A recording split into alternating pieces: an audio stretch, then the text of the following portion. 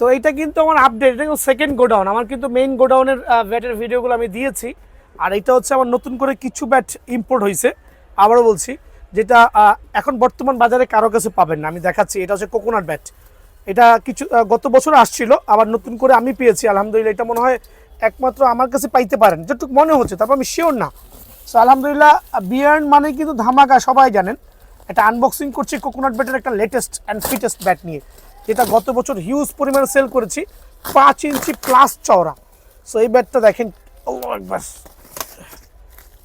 একটু ওয়েট করেন, দেখাচ্ছি আমার কাস্টমার সুবিধার্থে। মাশাআল্লাহ, খেয়াল করে দেখছেন কি বের করছি, দেখেন মানে একবারে জেনুইন কোকোনাট ব্যাট। কালারটা দেখেন না আপনি, একটা বর্তমানে টিএম বলেন, তারপরে আবার কি ব্যাট বের হয়েছে, ওই সেঞ্চুরি বলেন, তার থেকে দ্বিগুণ স্ট্রোক হবে, ওপেন চ্যালেঞ্জ।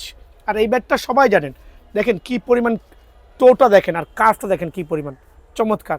একটা এইচএস এর অরিজিনাল গ্রিপ দেওয়া, যেটা হচ্ছে এইচএস এর ব্র্যান্ডের সাথে কোকোনাট ব্যাটটা চমৎকার। আমি দুই একটা ব্যাট বের করে দেখাচ্ছি।